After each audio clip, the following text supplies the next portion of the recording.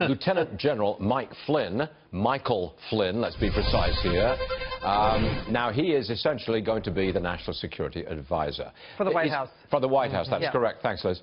He's under attack.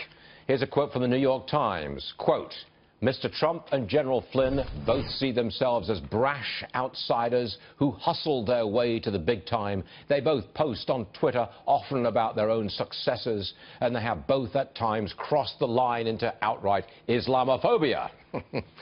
There's a sin. Joining us now is General Jack Keane, Fox News military analyst, retired four-star general, and a frequent guest on this program. What do you make of Lieutenant General Michael Flynn for National Security Advisor?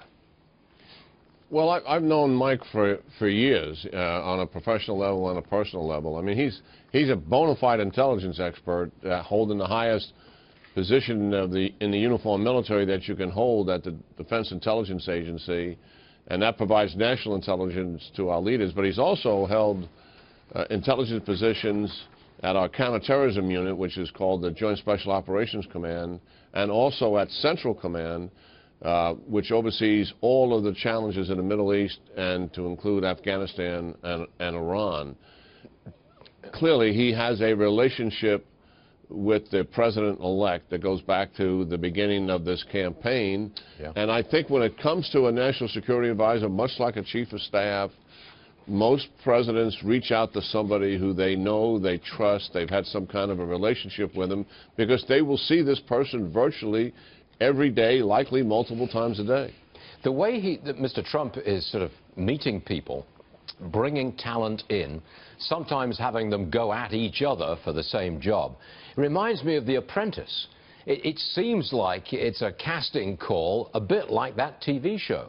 I believe that you met with President-elect Trump yesterday at Trump Tower. Is it a bit like that, a casting call, The Apprentice? No. No? No. Oh, he has okay. a very Set clear. Me straight. Go ahead, General. He has a very clear, who he wants in these positions. Now, there have been some people, I think, who believe they're being considered for certain positions that are out there talking to the media about it. But I think he takes his counsel very closely, and I think he knows who he wants. And I found him, frankly, I really don't know him. I shared a Man of the Year award with him in New York City a number of years ago, but I don't know him. But I found him very personable, engaging. In my lane, national security, defense, foreign policy, he, like other presidents-elect, doesn't have a depth of knowledge there, but he knows that, and he has excellent questions, and he and his people really want to know, and they want to succeed. They want to do what's right for the country, and so it was a great meeting from my perspective. He owns the contents of what was said at that meeting, because it was his meeting, so I won't talk about that. No, that's understood, General. I'm not going to ask you about that, and that's a fair point to make. But we're glad to have you on the show this morning, and we hope to see you again real soon. Thank you, General. Okay, always good talking to Stuart. Yes, sir.